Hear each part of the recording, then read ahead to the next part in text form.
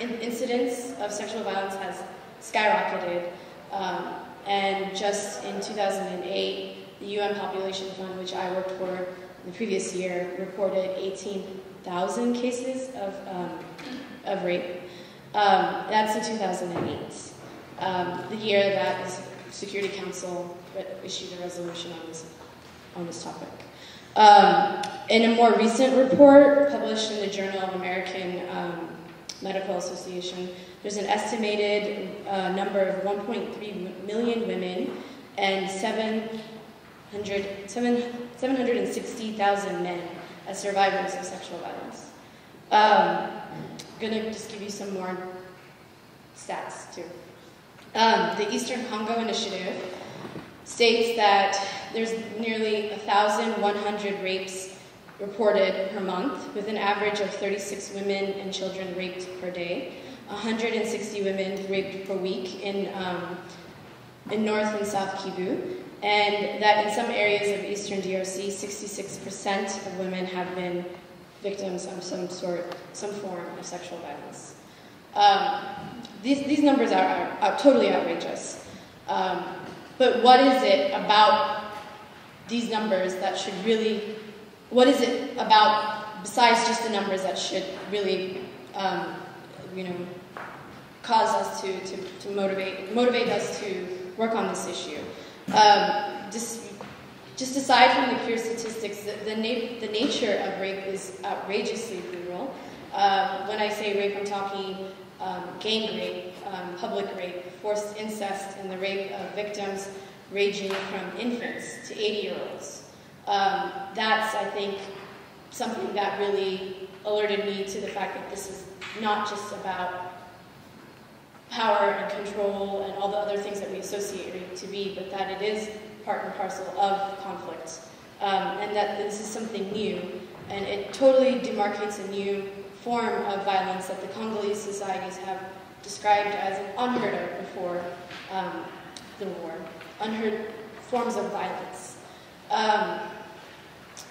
Attacks, just to be thorough, attacks have included mutilation of the genitalia, rape, shooting of the cervix, rape stabbing combinations, sometimes undertaken as family members have been tied up and forced to watch their families, the women of their families, or even boys. And that brings me to the point that women are not the only survivors of rape, that in fact there is also another gender and men, and that's something that has really just not been addressed in terms of treatment and response to survivors, but also thinking about ways for them to access support. So who is it that is perpetrating, when we think of this, who is it that is carrying out these sort of tactics? They've been identified across all the armies, all the militias. Gangs have attacked their own communities and local police forces. There's a very strong critique of the national military policy, which has absorbed members of former militias, like the CNDPs David was mentioning earlier, and also earlier this morning. And from there, not really holding these perpetrators account to what they've perpetrated on women and girls. The LRA and other militias roving and has committed outrageous atrocities in the last couple of months and also this summer. These are like 300 killings, which is a total other thing too. When you think about how you measure sexual violence, an indicator, this might be a little technical, but there's a way to measure it by having survivors come and report and saying that they have experienced an incidence of sexual violence, but there's also people who have died on account of being raped. And so how do statistics measure that? That's something that I know was totally very difficult to wrap your head around, and people are trying to.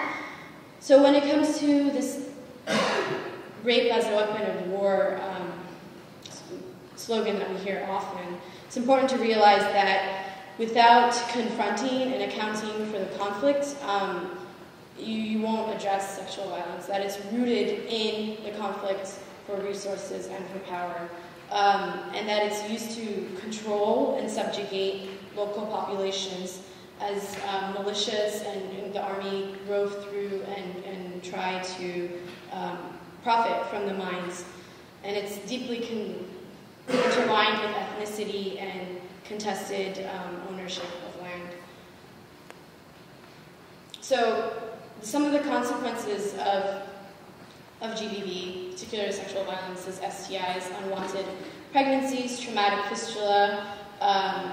If you guys have heard of the Panzi Hospital, you've probably heard of Dr. Tanini Kwegi, and that is a center that's been established to support rehabilitation and reconstruction, provide those services for women who have survived sexual violence, and death, as I had mentioned also, but also social stigma. For a woman that's been impregnated by her rapist, communities have been known to refer to that child and the mother sometimes herself as a snake.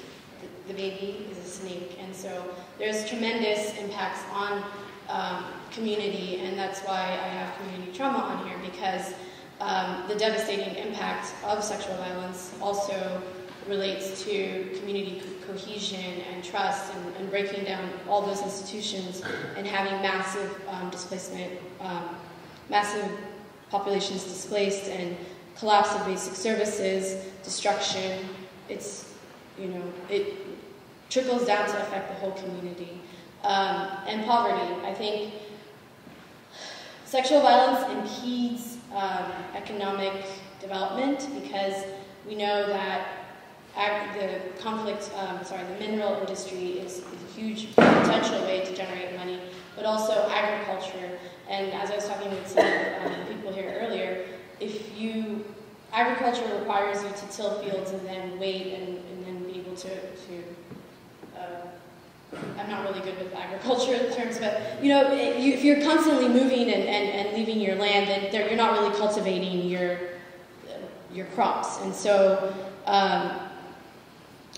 yes. In terms of treatment and response, there's legal, medical, psychosocial, security, and livelihood interventions that have been promoted by the international community, and this is part and parcel of the multi-sectoral approach, which you'll often see in a lot of international humanitarian organizations stressing. So in terms of emerging trends, I think it's important to point out the recent research has identified the appropriation of sexual violence by civilians. One study put out by the Harvard Humanitarian Initiative points to a 17-fold increase in violence perpetrated by civilians. So this is not armed combatants. And so what this really shows us is that we have to also address and think of sexual violence on a very individual level, and think about what it means to have, what it means for communities to have experienced and have been exposed to high levels of violence for the last 15 years, and how that manifests in community relationships and social relationships. The role of men, both as perpetrators and as advocates for women, is something that is currently also being researched. And it's really important to analyze the role of men as advocates for women's rights, because when it comes to social stigma, it would be interesting to see the supportive mechanisms in which men can build to support women who have survived incidences of violence, as opposed to just kicking them out of the house.